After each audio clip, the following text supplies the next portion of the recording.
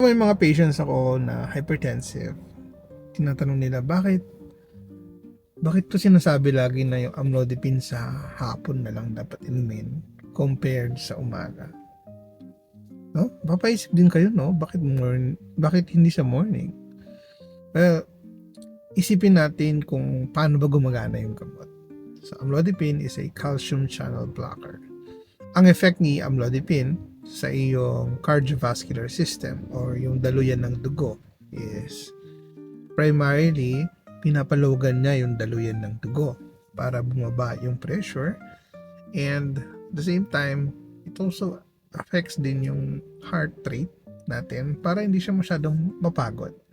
Now, dun sa sinabi ko na pinapaluwag niya yung daluyan ng dugo because it affects the dilation effect ng area, no? Parang isipin mo pag lumaki yung daluyan ng trapiko, mas maluwag, no?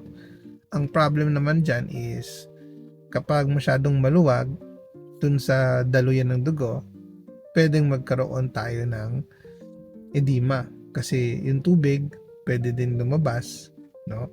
And magkaroon tayo ng tinatawag na dependence edema, nagmamanas, no? So yung pagmamanas na yan, kadalasan nakikita siya sa lower part kung saan apektado ang gravity, no?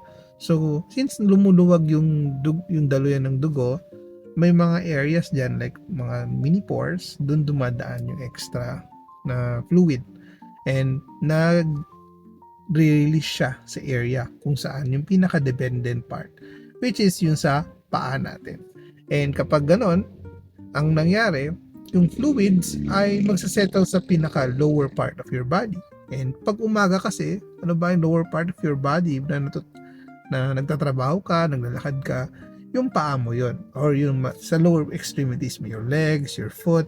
So may mga patients kasi that they would experience manas sa kanilang paa saka sa kanilang leg part dahil they took their medication in the morning. Now, bakit gabi? Pag gabi kasi, ano pong ginagawa mo pag gabi? Di ba? Natutulog ka. So the level of your blood circulation is even. Hindi naman ang most dependent part is your paa. Pag nakahiga ka, di ba? Pag nakatulog ka, pantay yan from head to toe. Nasa bed ka eh. So it negates or cancels out dependence edema. No? Hindi siya magsesettle sa iyong paa.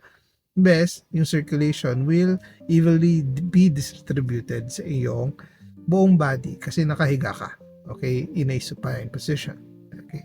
So, yun lang. Yun naman ang basic na principle. Kaya ayaw namin na inumin mo siya sa umaga. Baka kasi isipin mo magmanas at maging problema. Pero, nakakasama ba siya? Well, in some instances, mabigat kasi siya sa paa kapag nagkaroon ka ng manas. So, para maiwasan natin discomfort ng pagmamanas, inumin mo siya sa gabi para hindi ka magmanas. Kasi sa gabi, nakahiga ka naman. Sa umaga, kung meron kang ARBs like your losartan or telmisartan, take it in the morning. Kasi doon naman, it does not have any effect naman with edema or manas. Okay? Yun lang naman. Bye.